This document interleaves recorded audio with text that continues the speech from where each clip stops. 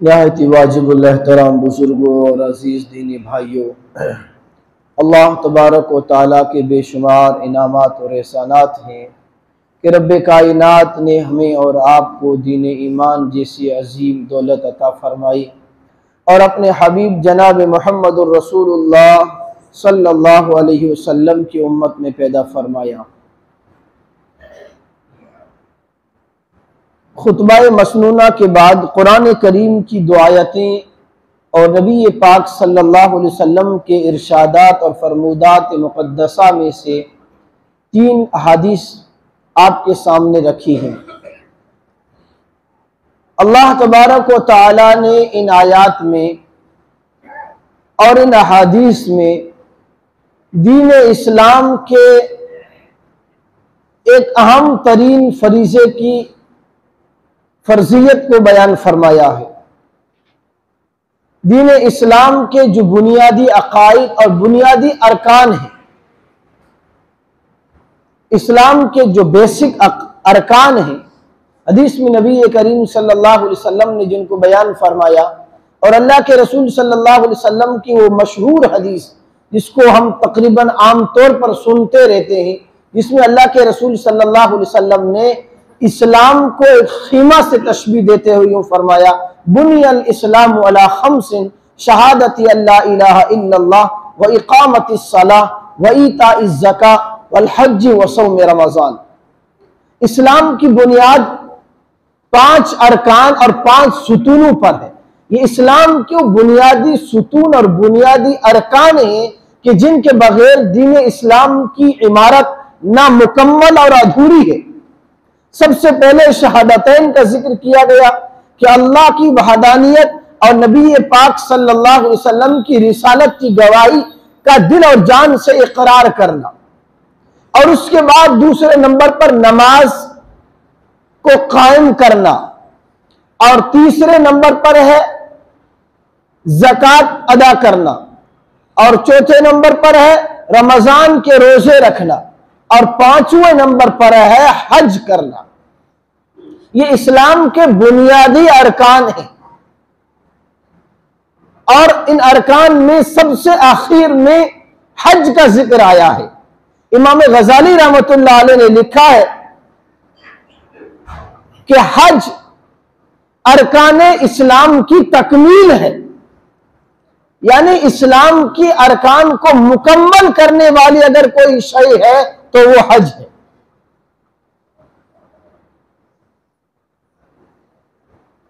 शहादतैन के बगैर तो इंसान मोमिन हो ही नहीं सकता, उसके बगैर मुसलमान ही नहीं हो सकता। मुसलमान होने के बाद सबसे पहला फरीजा नमाज का है, और उसके बाद इसलिए कि सबसे अहम नमाज दीन इस्लाम में सबसे अहमियत का अगर कोई हामिल फरीजा है तो नमाज का फरीजा है, और ये दिन में 5 मरतबा फर्ज की गई नमाज, इसलिए इसको दूसरे नंबर पर रखा गया। और फिर तीसरे नंबर पर इबादत रमजान के रोजे को रखा गया। जिस तरीके से नमाज के लिए मुसलमान होना शर्त है और बालिग और आकिल होना शर्त है, इसी तरीके से रमजान के रोजे के फर्ज होने के लिए भी मुसलमान का होना, आकिल और बालिग का होना शर्त है। उस पर रमजान के रोजे फर्ज है। उसके बाद ज़कात का तज़किरा किया गया। ज़कात उस आदमी पर फर्ज है जिसको अल्लाह ने माल दिया हो, उस पर फर्ज है। और फिर इससे बढ़ करके अल्लाह ने किसी को और ज्यादा माल दिया है तो ऐसे आदमी पर हज भी फर्ज है। इसलिए हज अरकान इस्लाम की तकमील है। हज किसके ऊपर फर्ज है? हर ऐसे मोमिन पर हज फर्ज है जिसको अल्लाह ने इतना माल दिया हो, इतना अल्लाह ने उसको माल दिया हो कि वो हज के सफर के अखराजात के तहम्मुल की हैसियत रखता हो। यानी उसके पास इतना माल है कि वो सफर हज के पूरे खर्चा अपनी जेब से अदा कर सकता है। और इसके साथ साथ जिन अहलो अयाल के जो उसके मातहत हैं, उसके बीवी बच्चे, उसके वालिदैन, जिसका खर्चा उसकी जिम्मा है, उनके खर्चे का तहम्मुल भी कर सकता हो। सफर पर चला जाएगा, पीछे घर वालों के लिए उसके पास खर्चा भी हो। अगर इतनी रकम किसी के पास है तो उस आदमी के ऊपर हज करना फर्ज हो जाता है।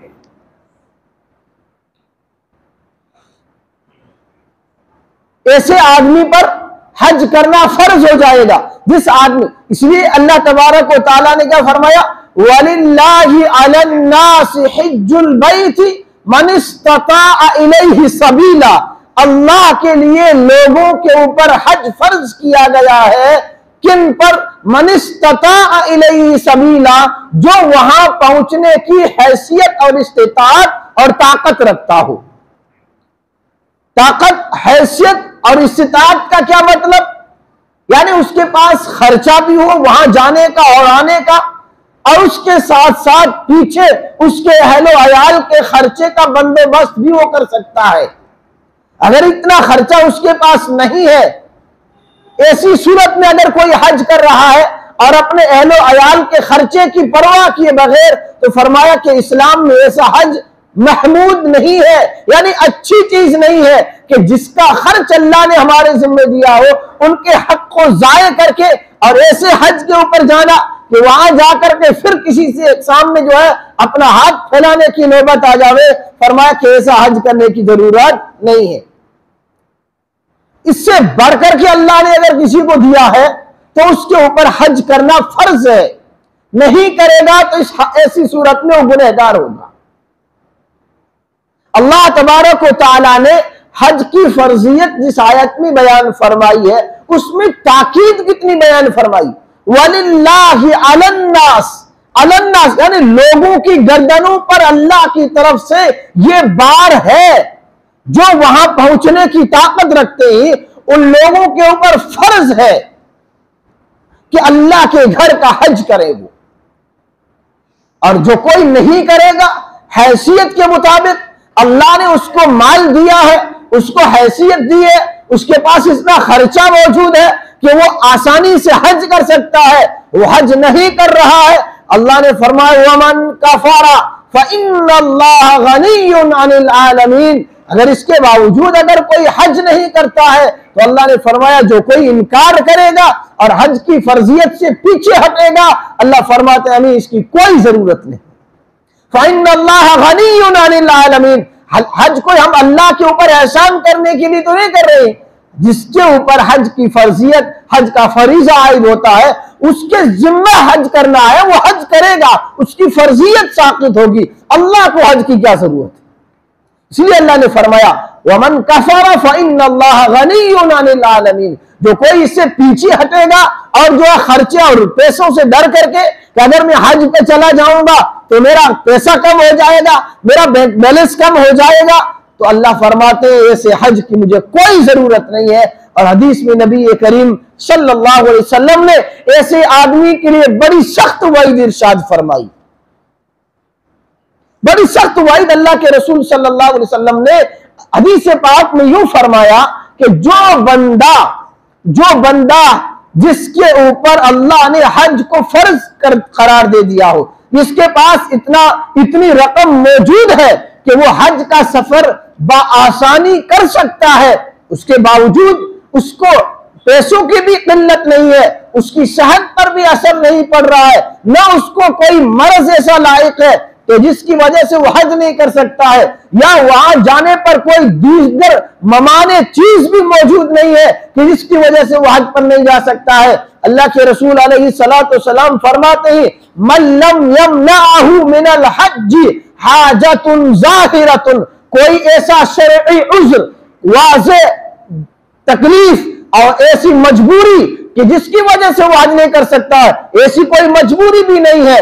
और अल्लाह के रसूल ने फरमाया वला सुल्तानुन जाबिरुन, और ना किसी ऐसे जालिम बादशाह का डर है कि वहां जाएगा तो जो है कत्ल कर दिया जाएगा या उसकी जान क्या जो है अमान नहीं रहेगा। और सुल्तानुन जाबिरुन फरमाया औ माराजुन हाबिसुन, ऐसी बीमारी भी उसको लायक नहीं है कि वो हज से माने है। उसके बावजूद भी अगर कोई हज नहीं करता है, सख्त अल्फाज नबी करीम सल्लल्लाहु अलैहि वसल्लम ने ऐसे आदमी के बारे में इरशाद फरमाया फल यमुत यहूदियन इंशाअ औ नसरानिया, ऐसा आदमी यहूदी होकर के मरे या नसरानी होकर के मरे, मोहम्मद रसूलुल्लाह सल्लल्लाहु अलैहि वसल्लम के उम्मतियों में और अल्लाह के रसूल सल्लल्लाहु अलैहि वसल्लम के गुलामों में उसका उसकी कोई जो है हैसियत बाकी नहीं रहती।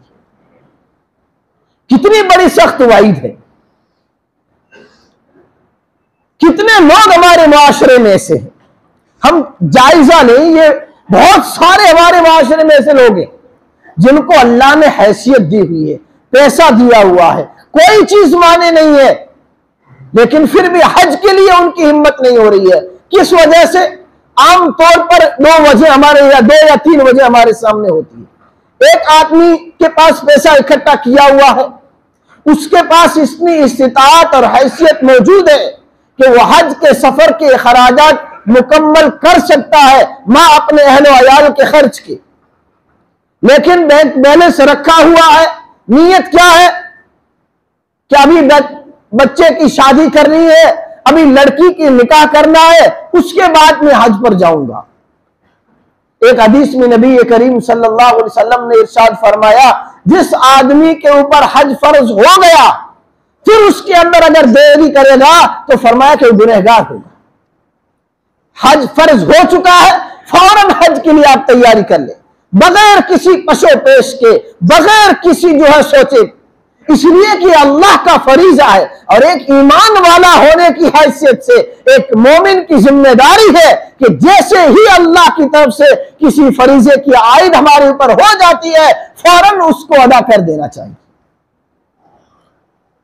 शादी के लिए पैसे जमा किए हुए हैं, लाखों की तादाद में पैसे जमा है कि बेटे की शादी करनी है, बेटे की शादी करनी है। याद रखिए ये अपनी जगह पर बात सही कि अपनी औलाद का बर वक्त निकाह करना एक मां बाप की जिम्मेदारी है, उसका फरीजा है। अल्लाह के रसूल अलैहिस्सलातु वस्सलाम के हदीस में इसको भी बयान किया गया है कि वक्त पर अपनी औलाद का निकाह कर देना चाहिए, उसमें देरी नहीं करनी चाहिए। लेकिन जो रकम हमने जमा करके रखी है, क्या शरीयत में, क्या दीन इस्लाम में, क्या हमारी और आपकी शरीयत में जिसको हम और आप फॉलो करते हैं, जिस इस्लाम को हम और आप मानते हैं, जिन नबी का हमने कलिमा पढ़ा हुआ है, जिन नबी का हम ताबेदारी और उनकी गुलामी का दम भरते हैं, क्या नबी करीम सल्लल्लाहु अलैहि वसल्लम की शरीयत में शादी के लिए इतनी सारी खतीर और इतनी बड़ी रकम की जरूरत दरपेश है या नहीं है? यह मसला काबिल गौर है। हज को नहीं जा रही लेकिन शादी के लिए पैसा रखा हुआ है, क्यों? इसलिए कि बेटे की शादी में फजूल खर्ची के लिए पैसा जमा किया, बेटी की शादी में बेजा खर्च करने के लिए पैसा जमा करके रखा हुआ है और अल्लाह के घर की ज़ियारत को नहीं जा रहा है। इससे बड़ी बदनसीबी क्या हो सकती है? और दूसरी वजह, आमतौर पर कुछ लोग ऐसे होते हैं कि अगर हज पर चला जाऊंगा तो मेरा इतना खर्च हो जाएगा, 3-4 लाख रुपए खर्च हो जाएंगे, तो इतना पैसा मेरा कम हो जाएगा। ऐसे लोगों के बारे में नबी करीम सल्लल्लाहु अलैहि वसल्लम ने खुशखबरी सुनाई है। अगर किसी के जहन में ये बात बैठी हुई है कि हज तो मेरे ऊपर फर्ज हो चुका है, 4-5 लाख रुपए पड़े हैं, हज करूंगा तो इतनी ही रकम है मेरे पास से तो खर्च हो जाएगी, मेरे पास क्या बचेगा? अल्लाह के रसूल सल्लल्लाहु अलैहि वसल्लम ने इरशाद फरमाया हज करने वाला कभी फकीर नहीं हो सकता। जो आदमी हज का इरादा रखता है और अपनी रकम को हज के खर्च में लगाता है, अल्लाह के रसूल सल्लल्लाहु अलैहि वसल्लम ने फरमाया वो कभी फकीर और तंगदस्त नहीं हो सकता। और एक हदीस में अल्लाह के रसूल अलैहिस्सलातु वस्सलाम ने यूं फरमाया कि हज और उम्रे बार बार करो, हज और उम्रे बार बार करो और फकीरी और तंगदस्ती को दूर करो। इससे बड़ा बेहतरीन नुस्खा क्या हो सकता है कि फक्र और तंगदस्ती को दूर करने का नुस्खा खुद नबी करीम सल्लल्लाहु अलैहि वसल्लम ने बतलाया है। इसलिए बहुत सारे हमारे मुआशरे में ऐसे हजरात हैं कि जिनके ऊपर हज फर्ज हो चुका है, शरीयत की निगाह में उनके पास अल्लाह ने उनको हैसियत दी हुई है, उतनी रकम उनके पास मौजूद है, उसके बावजूद भी वो पशो पेश कर रहे हैं। अल्लाह के रसूल सल्लल्लाहु अलैहि वसल्लम ने फरमाया जिस आदमी के ऊपर हज फर्ज हो जावे फिर उसको कोई देरी नहीं करनी चाहिए। खुदा ना खास्ता कहीं ऐसा ना हो कि कोई आरिज पेश आ जावे और ये हज का फरीजा हमारे ऊपर बाकी रह जाए, कोई बीमारी लायक हो जाएगी फिर हज नहीं कर सकेगी, या मौत के घाट उतर जाएंगे, हज की फर्जियत हमारे जिम्मे बाकी रहेगी। इसलिए जिस आदमी के ऊपर हज फर्ज हो गया है या जिनके माँ बाप के ऊपर जानते हैं कि हमारे माँ बाप के पास इतनी रकम है कि ये हज कर सकते हैं, उन औलाद की जिम्मेदारी है कि वो अपने माँ बाप को हज पर भेजे। ये दीन इस्लाम का आम फरीजा है और कितनी बड़ी फजीलत नबी करीम सल्लल्लाहु अलैहि वसल्लम ने हदीस में हज करने वाले के बारे में बयान फरमाई। अल्लाह के रसूल सल्लल्लाहु अलैहि वसल्लम क्या फरमाते हैं हदीस में? अल्लाह के रसूल फरमाते हैं मन हज्ज लिल्लाह फलम यरफुस वलम यफसुक रजअ कयौमिन वलदतहु उम्मुह। जिस आदमी ने अल्लाह के लिए हज किया और हज के दौरान किसी से जो है बदकलामी या लड़ाई झगड़ा भी नहीं किया, अल्लाह के किसी हुक्म को भी नहीं तोड़ा, अल्लाह के रसूल सल्लल्लाहु अलैहि वसल्लम फरमाते हैं रजा का यौमिन वलदतहु उम्मुह, वो हज से ऐसा गुनाहों से पाक साफ होकर के लौटेगा, इस तरीके से मासूम होकर के लौटेगा कि यौमिन वलदतहु उम्मुह, जैसा उस दिन गुनाहों से पाक था जिस दिन उसकी मां ने उसको जन्म दिया था। जब बच्चा अपनी मां के पेट से पैदा होता है तो उसके जिम्मे कोई गुनाह नहीं रहता है, कोई गुनाह उसके जिम्मे बाकी नहीं होता ही नहीं है, वो मासूम पैदा होता है। मासूम कहते हैं गुनाहों से और खताओं से पाक को, हम छोटे बच्चों को मासूम कहते हैं ना, मासूम का मतलब ही यही है कि गुनाहों से पाक।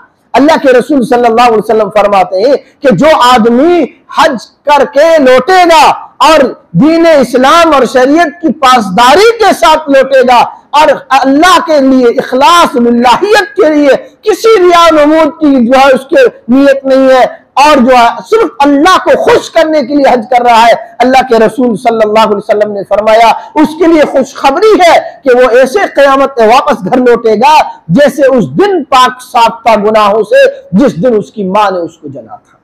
और जब ऐसा हज करके लौटेगा, अल्लाह के रसूल अलैहिस्सलाम ने फरमाया अल हज्जुल मबरूर लैसा लहू जज़ाउन इल्लल जन्नह, हज मबरूर, हज मकबूल, ऐसा हज जो शरीयत के दायरे में किया गया हो, जिसमें कोई जो गुनाह का काम नहीं हुआ है, ऐसा हज मकबूल अल्लाह के रसूल सल्लल्लाहु अलैहि वसल्लम फरमाते हैं इसका बदला सिवाय जन्नत के कुछ भी नहीं है, ऐसा आदमी सीधा जन्नत में दाखिल होगा।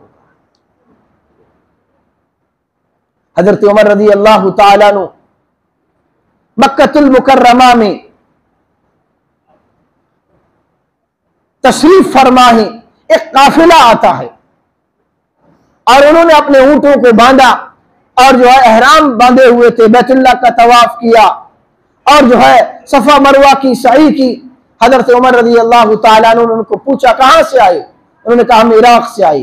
किस लिए आए हो? कहा हज करने के लिए आए। और मैं तो कोई और नीयत तो तुम्हारी नहीं है, यानी कोई किसी और मकसद भी साथ तुम्हारा तो नहीं है, या सिर्फ हज के लिए आए हो या कोई और मकसद भी तुम्हारा या कोई और नीयत भी तुम्हारी है? उन्होंने कहा कि कोई नीयत हमारी नहीं है सिवाय अल्लाह का हज करने की।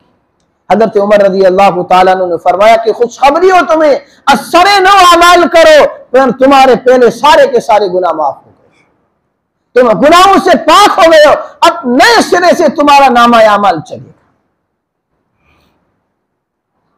अल्लाह के रसूल सल्लल्लाहु अलैहि वसल्लम की हदीस है, हज़रत अम्र इब्न आस रज़ी अल्लाह तआला अन्हु इंतकाल का वक्त करीब है, रो रहे थे। सहाबाए किराम उनके पास पहुंचे, शागिर्द उनके पास पहुंचे, मिलने वाले उनके पास पहुंचे, तो उस वक्त उन्होंने अपना ईमान लाने का वाकया बयान फरमाया। फरमाया कि जब अल्लाह ने मेरे दिल में ईमान बिठा दिया और मेरा शरा सदर हो गया दीन इस्लाम के लिए, तो मैं नबी करीम सल्लल्लाहु अलैहि वसल्लम की खिदमत में हाजिर हुआ और हाजिर होकर के मैंने अल्लाह के रसूल सल्लल्लाहु अलैहि वसल्लम से अर्ज की, अल्लाह के रसूल अपना हाथ बढ़ाइए, मैं बैत करना चाहता हूं, दीन इस्लाम कबूल करना चाहता हूं। तो अल्लाह के रसूल सल्लल्लाहु अलैहि वसल्लम ने अपना दस्त मुबारक बढ़ाया, तो हज़रत अम्र इब्न आस रज़ी अल्लाह तआला अन्हु ने अपना हाथ वापस खींच लिया। अल्लाह के रसूल सल्लल्लाहु अलैहि वसल्लम ने फरमाया, अम्र इब्न आस ये क्या मामला? अम्र इब्न आस ने अर्ज़ किया, अल्लाह के रसूल मैं एक शर्त लगाना चाहता हूं, इस्लाम में दाखिल होने से पहले एक शर्त लगाना चाहता हूं। अल्लाह के रसूल ने फरमाया कि क्या शर्त है तुम्हारी, बताइए। उन्होंने कहा कि अल्लाह के रसूल शर्त यह है कि मैं दीन इस्लाम कबूल कर लूं तो मेरे कुफ्र के हालत के जो गुनाह है वो सारे माफ हो जाएंगे कि नहीं हो जाएंगे?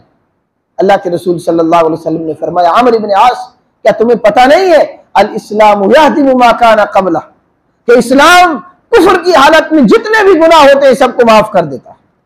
वल हिजरतु यहदिमु मा काना क़ब्ला, जब कोई अल्लाह के लिए हिजरत करता है, अपना वतन छोड़ करके दीन इस्लाम की आबियारी के लिए अपना मुल्क छोड़ देता है, अल्लाह के रसूल सल्लल्लाहु अलैहि वसल्लम ने फरमाया हिजरत करने वाला उसके हिजरत के पहले के सारे गुनाह अल्लाह माफ फरमा देते हैं।